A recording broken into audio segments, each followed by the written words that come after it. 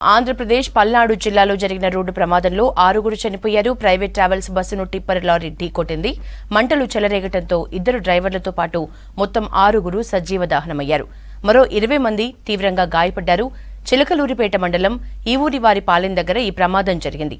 ప్రమాదం జరిగినప్పుడు బస్సులో 40 మంది ప్రయాణికులు ఉన్నారు. ఓటు వేయడానికి సొంతూర్లకు వచ్చి తిరిగి హైదరాబాద్కు వస్తుండగా ప్రమాదం జరిగింది.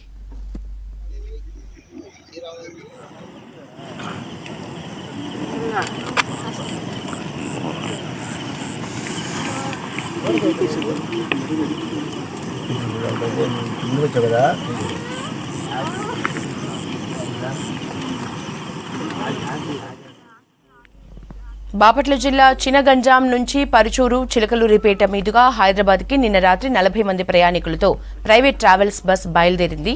ప్రయాణికుల్లో చినగంజాం, గొనసపూడి, నీలాయపాలెం వారు ఎక్కువగా ఉన్నారు. అర్ధరాత్రి సమయంలో చిలకలూరిపేట మండలం ఈవూరివారిపాలెంకి వచ్చేసరికి ఎదురుగా కంకర లోడుతో వచ్చిన టిప్పర్ బస్సును ఢీకొట్టింది. టిప్పర్కి మంటలు చెలరేగి వేగంగా బస్సుకు వ్యాపించాయి. దీంతో 2 వాహనాల్లోని డ్రైవర్లతో పాటు మరో 4 సజీవ దహనమయ్యారు. మరో 20 మంది వరకు తీవ్ర గాయాల పాలయ్యారు. వీరిని హాస్పిటల్స్ కి తరలించారు.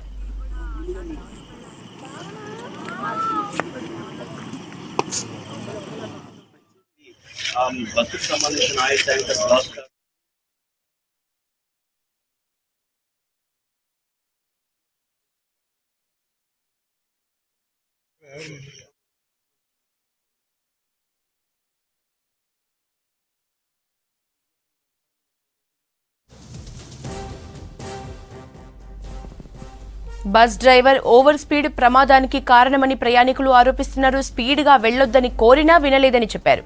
కళ్లు తెరిచేలోపే అగ్ని కీలలకు బస్సు ఆహుతైందన్నారు.